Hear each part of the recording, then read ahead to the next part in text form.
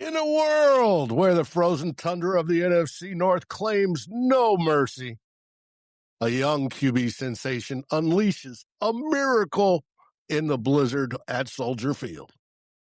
A heart-stopping throw to force overtime, only to shatter dreams with crushing interceptions. The Rams march on. The Bears' season ends in agony. Yet, the war never stops.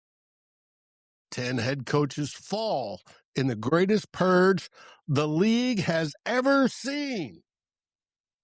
Those thrones are vacant. Empires in flux. Yet, Chicago's fire burns bright. Detroit hungers for redemption. Green Bay schemes in the shadows. And Minnesota stands defiant. This is the NFC North. This is survival. This is destiny. Welcome to Who Will Be King, the ultimate roundup. The crown awaits in 2026. Who will seize it? We'll find out next. Let the battles begin.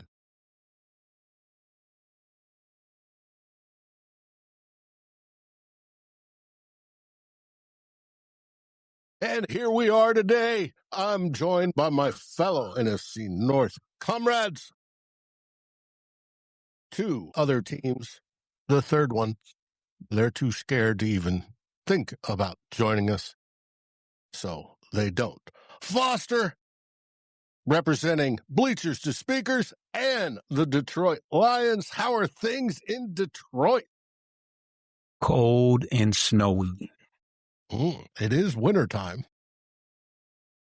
Yes, it is. For the time being.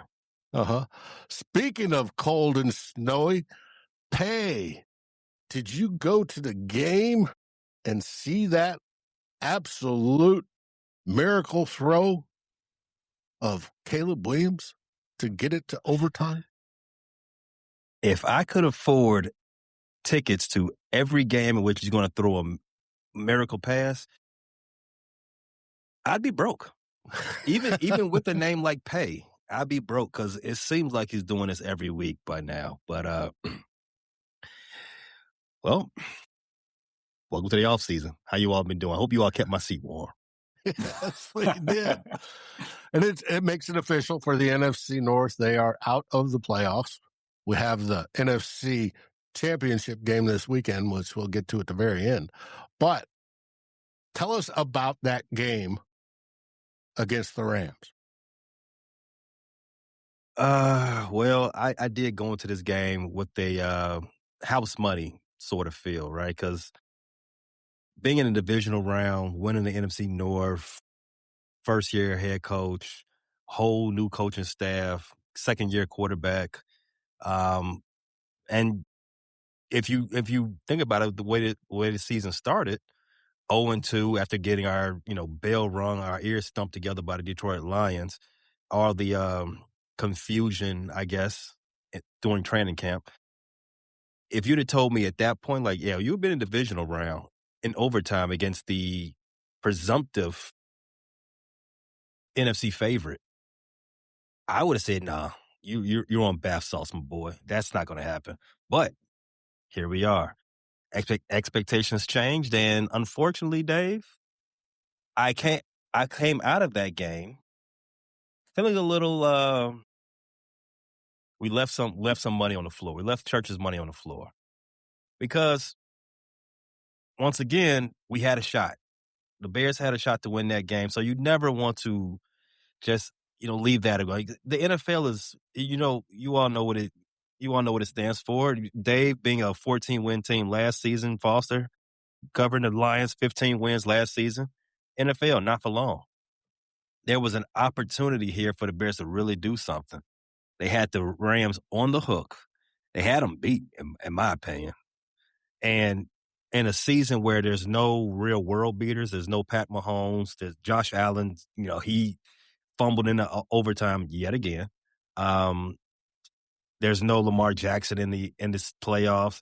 There's no real dominant squad. You can't say that you can't beat them. So it is what it is. There was an opportunity there for the Bears. So it left a bad taste in your mouth, no Diddy. So it's you kind of come at it from that angle, but it is what it is, I guess, at this point, after having, 72 hours to distance yourself from it. But great game. It wasn't as cold as they forecasted it to be, which is usually how it is with meteorologists. It's a shot in the dark. It may snow, it may not. It may be 80 degrees. It may snow. You never know with those guys. But it wasn't as cold. It was actually colder the day before and the day after the game. As I said, the pass that got us to overtime was simply crazy. I've done that play plenty of times, just not in real life. I've done it plenty of times on Madden. That's how crazy that play was. We're in the red zone. He just starts running backwards towards the other opposite end zone. Full sprint. I'm like, you know what? That's our season. All right, he's going to throw it into the stands. All right, let me start working on this, our instant reaction videos. And I'm getting up out of my chair. And then what so happens is Cole Kmet is just wide open for a basket catch in the end zone. Like, oh my God, he did it again. Caleb is crazy. And that's every week we're asking ourselves, is that his best pass of his career? To that point, I'm happy with that. If we're going to keep redoing that list every week, I'm happy with that. But like I said, this game should have won it. There was, as they say, miscommunication between receiver and quarterback that ended the season. Defense, you can't ask your defense to hold Puka Nacua and Matt Stafford forever, right? You held them for 60 minutes, and then you give them another 15 minutes. You got to hold them. They held them for one drive in the overtime. You got to do it again. That's a lot on the defense, even the defense for what the Bears put out there for this season. We got to live with that reality. We didn't get what we could have gotten out of that game. Again, we shouldn't have been there in the first place, given everything that we started the season with. So from that perspective, I would look at it glass half full versus glass half empty. Well, I saw that Courtney Cronin from ESPN, who covers the Bears, said it should be a relatively happy ending, per se, and that the reason being you found your quarterback. You proved that he can be developed, which is scary for the rest of the NFC North. We wanted Caleb Williams to go down the long list of Chicago Bears quarterbacks. But you still had some issues there at the end. A wide receiver not squaring it off, slowing down. You had, a defense that isn't, I don't think, one of the best, not even close to one of the best in the league. They did play better as the season went on. You guys won 11 games in a row, for Pete's sake. And, but things look bright in Chicago, is what I'm saying. It's bad for the rest of the NFC North, but it looks bright in Chicago. And that's a first time in decades for you guys. You guys were fun to watch this last season. From a non-fan, put it that way. You guys were having heart attacks. I got that. But it was an entertaining season from those of us looking in at it versus those participating in it. So I congratulate you. But yes, we're now on to the offseason, on to 2026 for the whole NFC North. Yeah, I was I've been in those blue sky Reddit thread streets arguing with those that team that's not represented here. In fact, sidebar, we should rebrand the show as the most Packers most hated. But I've been in those streets because they had a lot to say after the game, and I had one quick question, and this is a segue to what you just said up there, Dave. I wonder since the Packers have been on draft prep for a while, who are you all drafting in the first round? Oh, my fault. You're drafting nobody. Damn. Hey, it is what it is. It couldn't happen to a better team. But they did. We'll get into coaching here momentarily. They did extend Matt LaFleur to a multi-year contract. I didn't see how long it was or how much. We all like that, don't we? Yes. With the fans calling for him to be fired, they extended him, I think, I read where it's like 5 years. Well, we'll see how that goes. Wow. But, hey. Here, Tom says Packers have nothing else going on in their lives but their team, and we all know it. Yes, that's true, Tom. That and drinking beer and eating. They have Wisconsin Dells. That's the Dells, the Packers, and tugging on the udders of a cow. That's about it. Huh? So quite the trifecta. All right. Well, thanks for the recap. Foster, what did you think of the game? Oh, it was a good game. I think that it was a weather affected, low scoring game, which kind of played into the hands of the Bears. I think that the Rams just showed the versatility and balance to kind of, combat the fact that, it was going to be difficult to get things going through the air. Kyron Williams had a pretty good game, and ultimately the inaccuracies of Caleb kind of hurt them. He did have 3 interceptions. I think that throw could have been one of those career defining. I mean, it's still going to be a throw that we'll remember, but obviously it would have been more memorable had they been able to, complete the win. But, he's definitely got some things to clean up in order to, continue to ascend and get better. Because I think that those Hail Mary throws are it's not sustainable to be able to continue, in that fashion. But, all in all, a successful year for them. I don't think that in anybody's predictions, we have them being a first place team and making it as far as they did. So, nothing to be ashamed of for sure. But, good game, and we'll see what how far the Rams can take this if they can, knock off the next opponent, which we'll talk about, I'm sure. We will. Now, did you think Ben Johnson was going to go for 2 after the throw to Komet for the score? I think that that would have. It didn't cross my mind, but at the same time, it wouldn't have surprised me. I think he said, "Hey, we got away with that one." I think that thing ended up being was it a 13-yard pass? All when it was all 54 yards in the air, 13 yards. Yeah. Yeah, how far did he have to run back? It was 30-something. Yeah. Mm-hmm. So he said, all right, well, just threw off his back foot. It was unbelievable.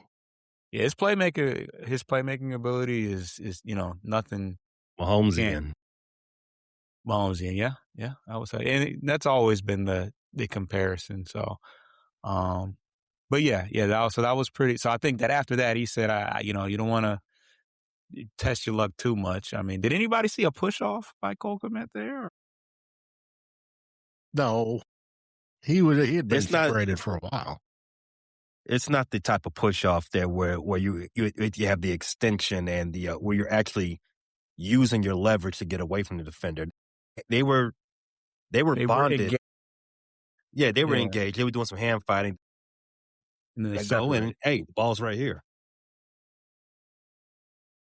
Hey, did you expect to go for 2 for the win? You know, it could have went either way, but I agree with the coach there. He said our goal-to-goal situation so far in that game has been ass.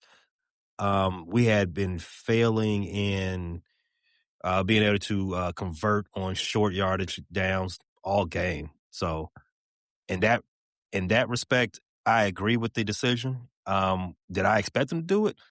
Like I said, it could have went either way for me.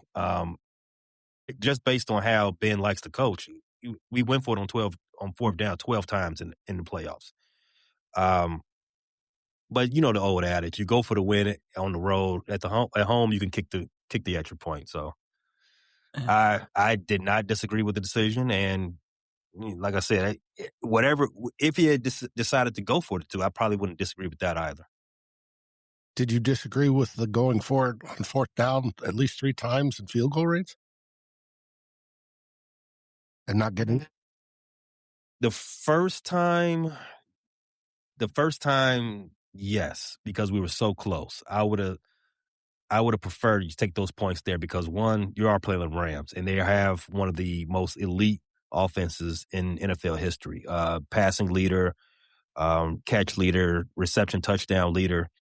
So you probably want to put something on the board so you can, give your defense I guess the edge and put the pressure back on them to come down there and score.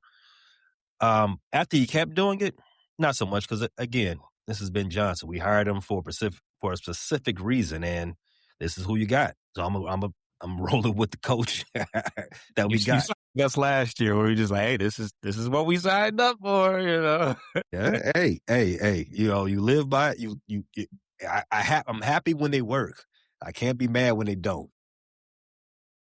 Hey, you guys had a good season. And like I said, I think things look bright in Chicago to the detriment of the rest of the NFC North.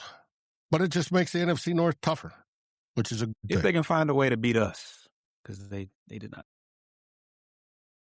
Well, they got to beat the Vikings, too. Okay. 3 out of the last 4. That's facts. Okay, all right. If you live by the gun, die by the gun. 3 out of the last 4, the Bears have lost to the Lions. I've said the exact same thing to the Packers fans routinely the last 10 days. So, all right, I will give you that. Thank you. I didn't want to put up a fight. I was hoping you didn't put up a fight on that. Hey, what is it for the Vikings? It's 3 out of 4 at least, if not 4. Oh, for 4. It's 3 out of the last 4. Did the Vikings have won? Yeah. Damn. How did this happen? How did we get here? I know, Foster. The whole division inverted, which was weird. And for you and me, it's probably because of injuries, but we'll see.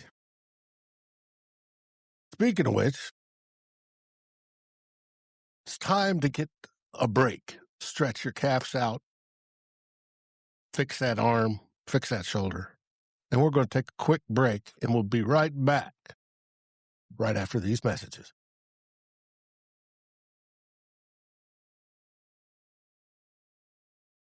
All right, we just got done talking about the Bears losing over the weekend on Sunday. Now it's time to talk the results of the 2025 season and how it's led to a historic 10 coaches fired or released. The head coach searches are still ongoing. Some have already been filled. We're going to talk about it. I call this segment Musical Chairs because a lot of it is just that. We have head coaches fired. Atlanta Falcons fired Raheem Morris. Giants, Brian Daboll. Browns, Kevin Stefanski. Raiders, Pete Carroll. Cardinals, Jonathan Gannon. Dolphins, Mike McDaniel. Ravens, John Harbaugh, after 18 years. Pittsburgh, Mike Tomlin stepped down after 18 years, I believe, 19 years, pardon me. 19. Titans, Brian McClanahan, or McCallan, and the Bills, which was the big shocker, Sean McDermott, after they lost in the playoff game. So far, hirings confirmed. Kevin Stefanski to Atlanta. John Harbaugh signs with the Giants. Dolphins hired Jeff Hafley, defensive coordinator of the Packers. And the Titans are expected to hire Robert Saleh, from what I'm gathering. Have you heard any other news on any of the other hires, whether it be the Raiders, the Bills, Pittsburgh? So Pittsburgh, there's some rumblings going around that they might actually be hiring Mike McCarthy to fill their head coaching vacancy in an attempt to, again, try to, attempt to bring Aaron Rodgers back, convince him to come back, and I guess go for it again, like in a last dance type effort, as if they're in a championship window. I disagree, but we can have difference of opinion there. And there's another one, the Robert Saleh thing that you mentioned. Uh-huh. Is that final yet? Because no, I don't think so. It's not. Because I think that's really musical chairs, like you said, because you have Robert Saleh attached to that job. Also, Matt Nagy, former Bears head coach and offensive coordinator, two-time offensive coordinator of the Kansas City Chiefs, was rumored for that job as well. And so, which is also, again, in the musical chairs thing, Eric Bieniemy was supposed to be taking over as the Bears running back coach. He's supposed to be taking over as offensive coordinator of the Kansas City Chiefs. So I don't know. It's a lot of moving pieces there. It is. There's a lot of coaches moving around, which is weird. But okay, and I haven't heard of any up and coming college coach this go around. Well, there's Cignetti I know he's been rumored. I've known some teams were interested in waiting until after the championship game in order to talk to him. But he's never intimated that he was interested in going anywhere in a professional game. But they always say that. So, all you gotta do is drop a, Scrooge McDuck drop a bag of gold coins and, we see what happens. But there's always, I think this is another year where people are trying to get Marcus Freeman out of Notre Dame. So, okay. Other than that, yeah, you're right.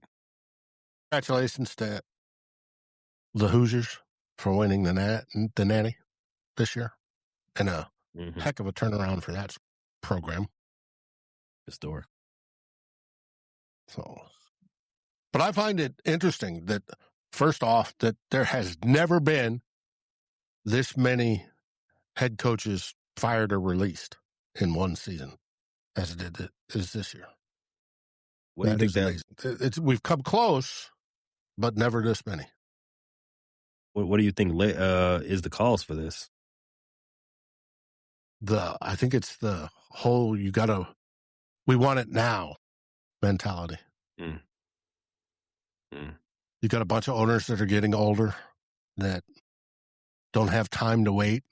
There's a whole impatience about developing QBs or the team. They want it now. I can see that. I think some of the young coaches who've come in and had immediate success, Ben Johnson being for one, Liam Cohen over there in Jacksonville, it kind of puts the pressure on guys like Sean McDermott and some of the other guys. The two AFC North vacancies, not talking about Cleveland because they're their own musical chairs. Pittsburgh and Baltimore, it was just time for those two guys. It was as the Baltimore Ravens owner, Biscotti said, even if Harbaugh and the Ravens had made the playoffs, it was just for one more week. they were going to move on regardless because they didn't have much confidence in this team actually winning, doing anything necessary. And same thing for the Pittsburgh Steelers. They haven't won a playoff game in 10 years. It was about that time. Over there in Las Vegas with Pete Carroll, the guy's like 98 years old. So I don't even know what was the point of even hiring him to begin with. So I think there was just like a confluence of events that just brought up 10 vacancies, and it's like you said, it's a unique situation. It's like there's no hot names out there. There's no Ben Johnson. There's no Liam Cohen. There's no Marcus Freeman who's actually saying he's available. You're going to have a lot of fresh faces getting these jobs, which is a good thing. Mm-hmm. I find it extremely interesting to watch. Now, with some of these coaches playing musical chairs, it's opening up slots, not only in the previous squad, but we're going to be finding out that OCs and DCs and O-line coaches and everybody else are going to be needed and move around here in the next few weeks, which I find absolutely fascinating how these teams will construct themselves and how they will go about finding an identity for 2026. It is including Foster. You guys hired a brand new offensive coordinator. Yes, we did. Tell us about him. It wasn't the guy I didn't want you to get. Right. Yeah. His name is Drew Petzing. He definitely wasn't the sexy pick that everybody was looking for. We were all we had our eyes on Mike McDaniel, who I think reports came out that wasn't a good fit. Essentially, is what they said. But Drew Petzing is actually came out of the. He was up under Kevin Stefanski for some time, while he was in Cleveland. I think he was a QB coach and a tight end coach in Cleveland. And most recently, he was the offensive coordinator for the Arizona Cardinals. Also a very close friend of Ben Johnson. I think he was actually stood in his wedding. So, that was some interesting news, but, he definitely accomplished some things in Arizona. He was a big part of the development of Trey McBride, who had an all-pro season, and also Michael Wilson, who kind of came out of nowhere. And this was with James Conner missing a ton of games. Kyler Murray missed a bunch of games. So it was a pretty undermanned group. His philosophy is a heavy usage with the running back, which was very apparent last year when James Conner was actually healthy. But also heavy emphasis on the tight end position, which kind of speaks to how good of a year that McBride had. So that should bode well for a lot of the talent that we have. Obviously having two very good running backs and Sam Laporta, if he can get back healthy and, back on the field. So I think that. Is there questions about that for Laporta? I've seen. I don't know how if it's as serious as some people are making it out to be. Obviously, it was a pretty long-term season-ending injury, but I don't think there's any firm, idea that. What was the injury again? That's a good question. ACL or something? This is news to me because I had already started doing my fantasy prep, and I had him high after that offensive coordinator hire. Yeah, right. Yeah, no. It was back herniated disc in his back. Herniated disc. That can linger. It can, or it can heal up in 6 weeks if he stays off of it and doesn't do anything stupid and lift something that he's not supposed to. Yeah, I mean, it says as of right now, his timeline is to be ready for training camp. So, still might be. He should be worth picking in your fantasy league, but But yeah, so Yeah, go ahead and I'll leave it for you. but yeah, so Dan Campbell definitely, swung and missed on the first attempt at OC hire. So with some people are saying that it's another testament to Brad Holmes wanting to be the smartest man in the room. So I don't think he can afford to mess it up the second time. We certainly don't want a situation once again where he's calling the plays in the second half of the season. So let's hope that he gets it right. But as far as his philosophy matching with the hire, I think it does. So we'll see. Oh, let's hope he has Napoleon complex because he's a diminutive man. Yeah, I wasn't going to talk about it. Yeah, but we did some extensive research there, and yeah, he's smaller than Kyler Murray, which who can really say that? How long was he the OC in Arizona? 2 seasons? 2 seasons. So all of Marvin Harrison Jr.'s career. Underwhelming career. Huh. I'll file that away for later. How he works with wide receivers. His offense may just be funneled to the tight end. We shall see. Well, I did talk about the Michael Wilson. I mean, I don't think he was high on everybody's radar going into the season, but that may be something to speak on as far as Marvin Harrison is concerned, because there were successful tight ends, and mind you, Jacoby Brissett was the main quarterback this year. It wasn't their starting quarterback. So, Indeed. Well, he was the starting quarterback after Arizona said, we're done with Kyler. So, Brissett, your show. Hey, you haven't heard of any staff changes in Chicago, have you? Other than Eric Bieniemy, there hasn't been anything, I guess, set in stone for anything. I know there's some rumblings about offensive coordinator Declan Doyle maybe interviewing for some maybe getting some head coaching looks. Again, we just talked about it with all these openings. It's definitely going to be the time for a lot of new guys to get their shot, because there isn't any. who are you going to hire? Bill Belichick? No one wants him anymore.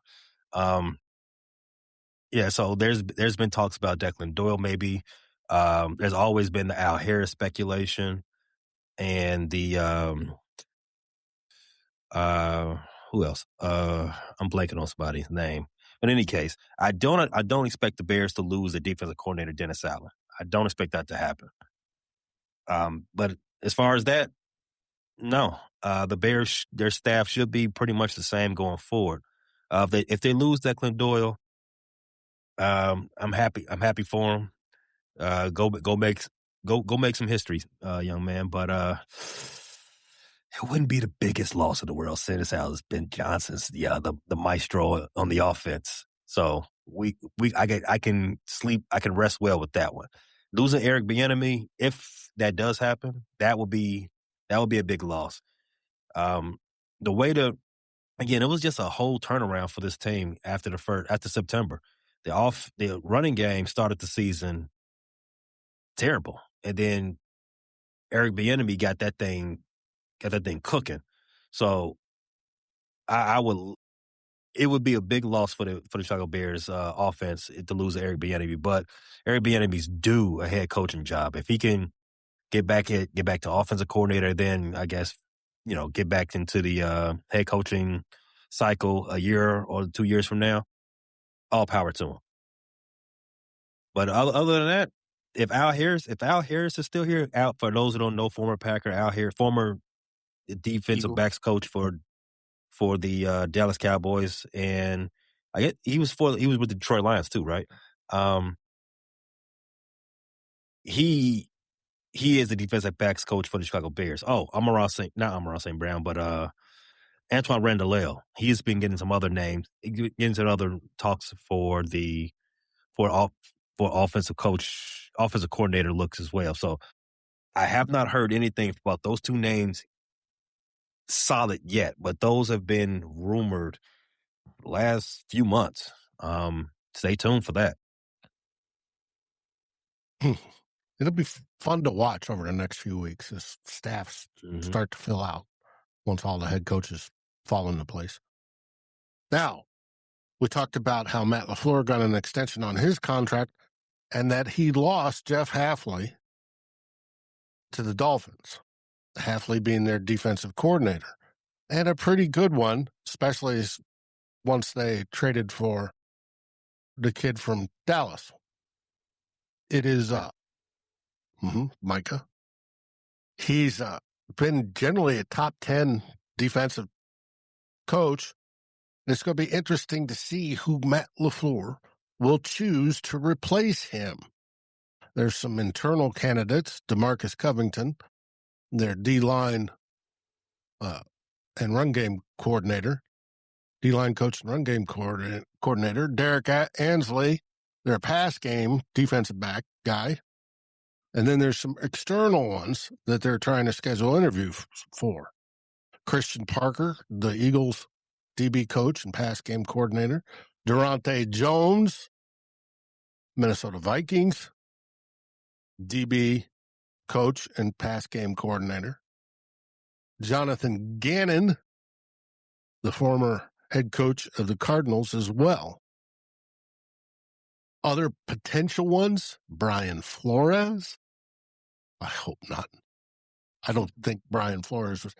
If he moves on to become DC in Green Bay, there is definitely something that happened in Minnesota, and which I will be on top of, hopefully, to figure out exactly what that is.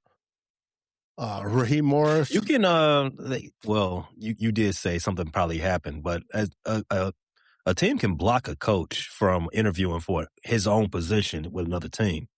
So under contract, right? If they're under contract, they can.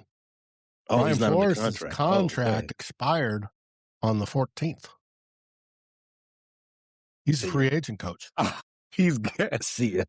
They're going to give him the money he wants in Minnesota, though, right? So regardless. That's if he doesn't get hired as a head coach. Things are leaning he'll come back and he'll get what he asked for originally last year, and probably a few million more dollars in the process. If the Steelers don't hire him, they are fools. I agree, but I'm hearing Mike McCarthy just as well as you are. Fools. Yeah, especially if the rationale is keeping the championship window open with Aaron Rodgers. Like that's the one that jumped part that threw me off. You see, they're not winning any championships. But they're also possible Raheem Morris or Jim Leonard. Now, speaking of Minnesota, we just talked about Brian Flores. Brian Flores he had interviews with the Ravens, obviously didn't get that. And he went back for his second interview yesterday with the Steelers. Supposedly went well from all I heard. But as of today, I'm hearing they're leaning towards Mike McCarthy. Okay, great. He's had interest in moving as a DC. Washington Commanders interviewed him for a DC position. Haven't heard how that went. There's also speculation as a head coach that the Raiders might, but they'd never made a call. And there's speculation that Dallas might, but we'll see. We don't know. But if I'm betting if he isn't selected by the Steelers, he'll come back to Minnesota. At least that's what I'm hoping. But as in T-Bass says, the good old boys don't take kindly to lawsuits. Yeah, could be right, T-Bass. But it was the Rooneys that hired him in the first place. So, Go Pack Go asks, how did the Bears lost but won? Go Pack Go. You should have been here from the beginning. The reason they won is they've identified their franchise quarterback. They proved they can develop him. The handle tells me everything I need to know. They kind of tricked you into having to say that. It's like that was a troll. Uh-huh. Mm-hmm, mm-hmm. They're going to be tough in the division. Worry about it. Go Pack Go. Do not focus on what the Bears got going on. Focus on that draft. And finding your next defensive coordinator that isn't a former Minnesota Viking. But it's going to be interesting when it comes to B-Flow. Now, also, speaking of former Minnesota Vikings, Durante Jones is plan B for the Vikings, an internal candidate, our DB coach and pass game coordinator, and the most obvious one to replace B-Flow. But he's gotten defensive coordinator interviews all over the place. So we may have to go to plan C, which is if we lose both B-Flow and Durante, then we got to immediately switch to go plan C and make a ton of phone calls. And then I'm hoping with that, the first one will be to Raheem Morris to replace B-Flow. But we'll see. Yes, Go Pack Go. Caleb Williams did have a lot of mistakes. He's only in his second year as a quarterback. What did Jordan Love do in his second year? Pull splinters out of his backside? No, they don't have wooden benches in Green Bay, do they? They've got the fiberglass ones. Yeah. Those play school sets. Go Back Go says the Bears are about to lose a lot of players. We'll get into that probably next week as we look at free agency and stuff like that. We start that process.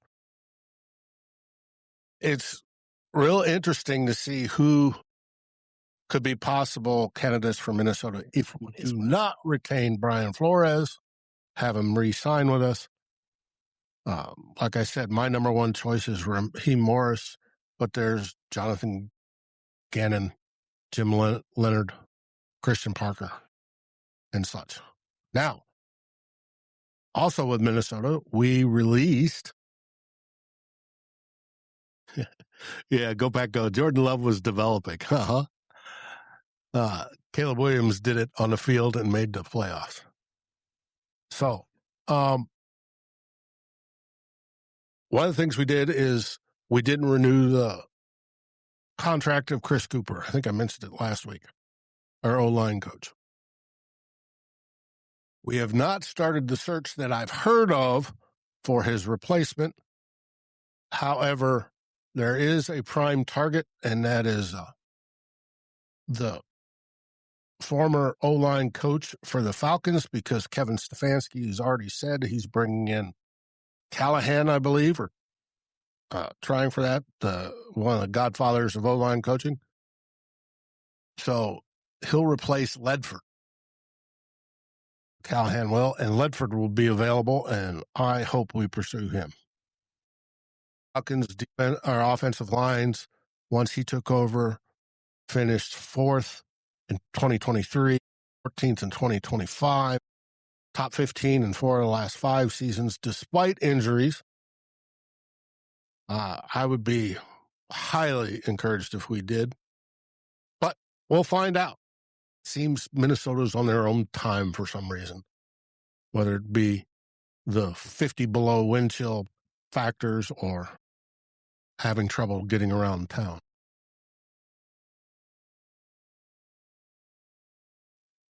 Do you think they Harbaugh and Stefanski shot themselves in the foot by accepting jobs before the playoffs ended?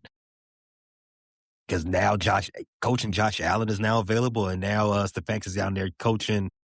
Who's the quarterback? Kirk Cousins. Cousins, Pennick. Stefanski worked with Cousins before. There's the obvious tie there. Yeah, but so here's the thing. Yeah, You don't want Cousins to be your quarterback. I agree. Go Pack Go, is J.J. McCarthy still the guy? As for now, because he's the only one on our roster that deserves it. Will that change? Possible. Brosmer. Brosmer needs years worth of development. He needs the Jordan Love treatment. It's a fun name to say, though. Uh-huh. There's you talked about Harbaugh. One of the reasons Harbaugh signed so quick, 5 years, $100 million. Yeah, that'll do it. He's tied for the highest paid coach now until Andy Reid walks into the office and say, "Hey, no, can't have that." I'm going to open up the new stadium. I need more. NFL coaches were making that much. $20 million a year, highest paid. Yeah, so screw being in Buffalo. I think having Josh Allen as your quarterback is job security.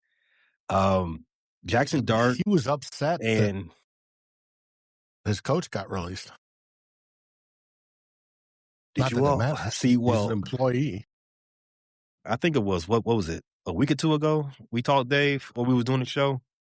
I said I'm not going to be shocked when Sean McDermott gets fired, because when they don't, it's Super Bowl or bust for them. But did you see his exit interview with the press conference? Rather, he said, "Well, simply put, we didn't have enough talent on the roster," and he was fired immediately after that. Owner, GM, they said, "Oh, you gonna throw this on us? All right, interview over. You in my office."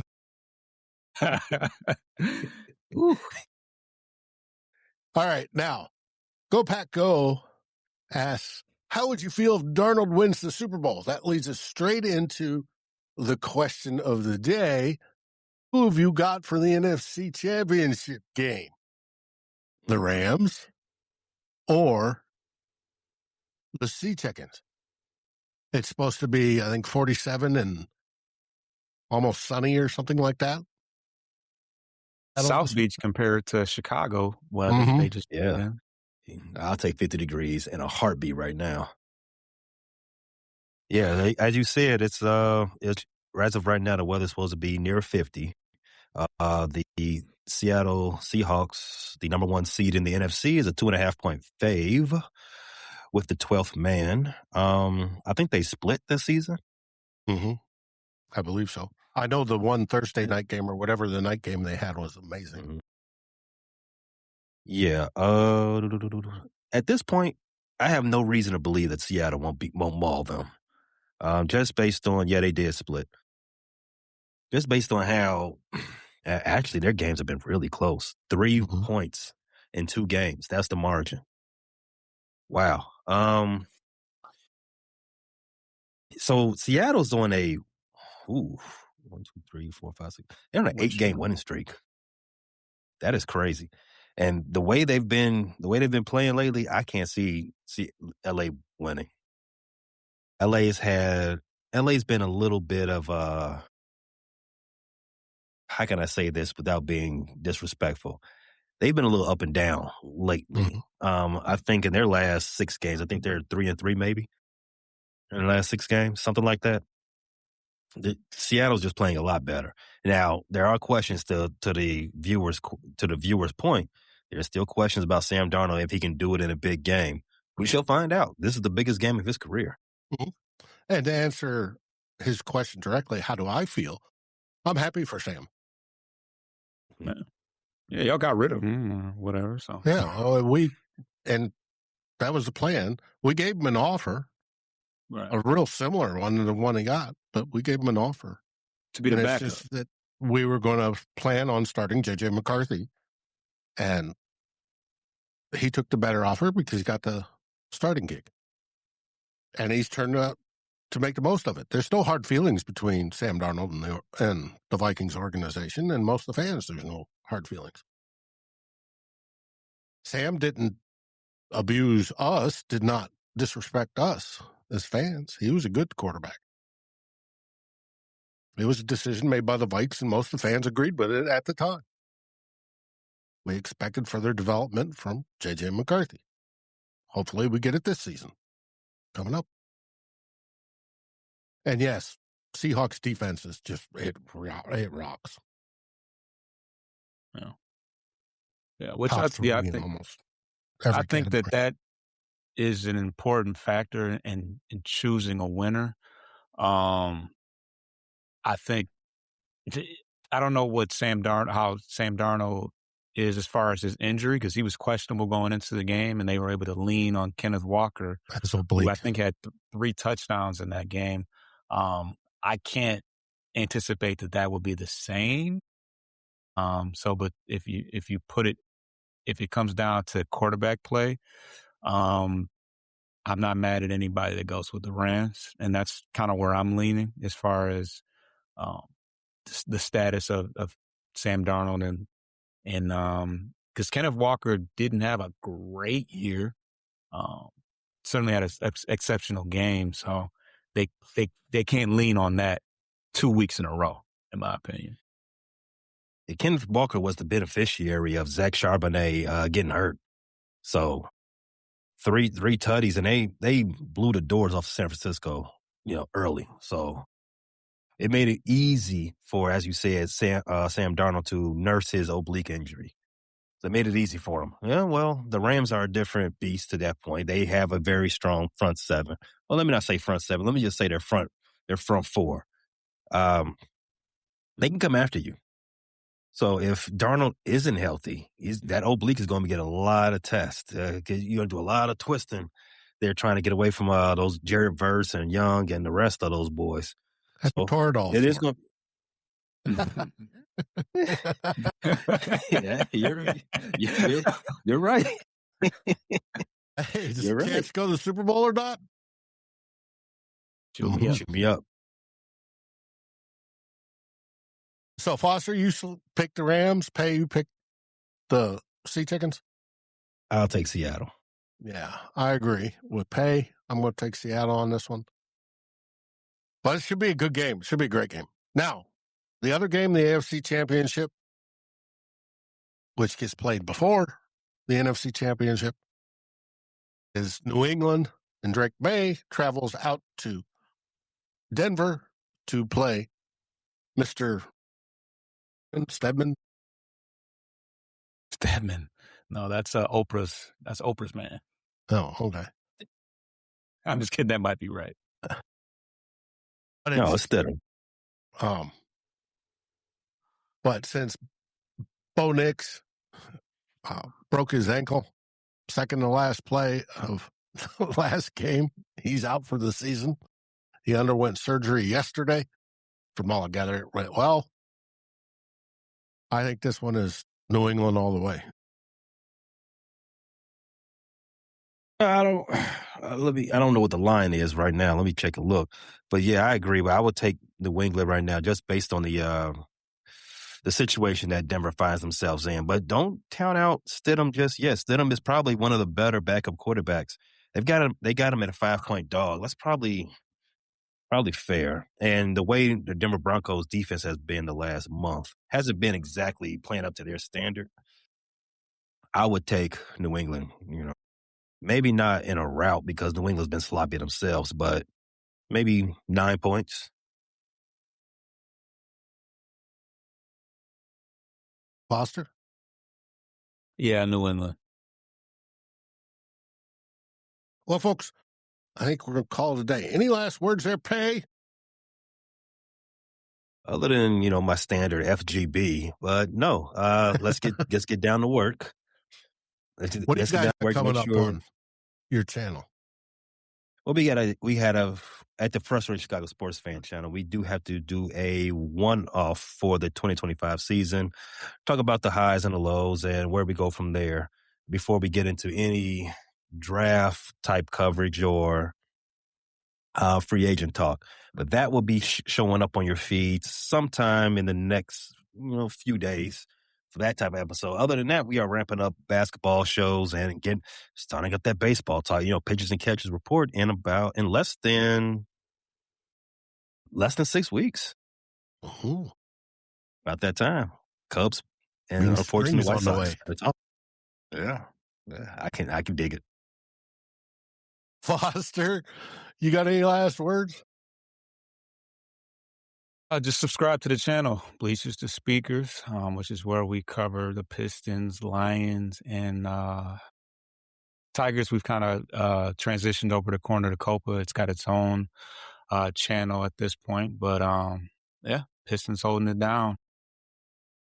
Okay. Cool. You got any shows coming up?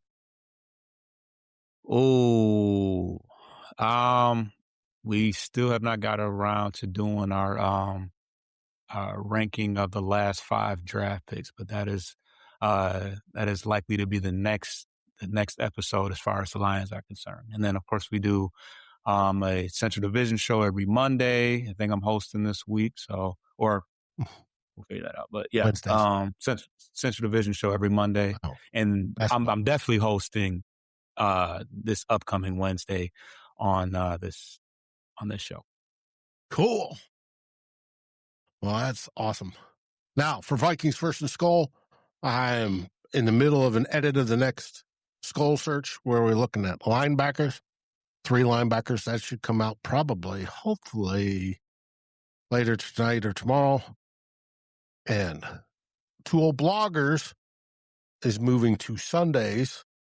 We'll be at 11 o'clock this Sunday. And we'll probably stay at that time till after the Super Bowl when we move to 4 o'clock on Sundays. Now, Tyler's got a show on tomorrow night, Thursday night, the Real Forno show. And then he gets ready to head down to Mobile for the Panini Senior Bowl. He'll be there all week. Should be fun. So what do they say in Detroit? Fuck.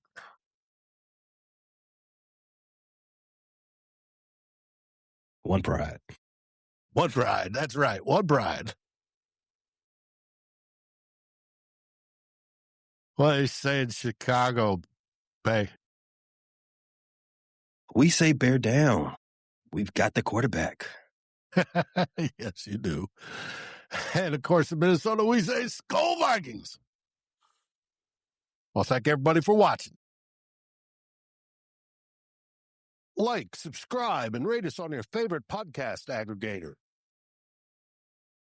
Thank you for listening to this NFC North group effort on the Fans First Sports Network. This has been a frustrated Chicago sports fans, Bleachers to Speakers, Vikings First and Skull, and of course, the Fans First Sports Network production. Thank you for listening.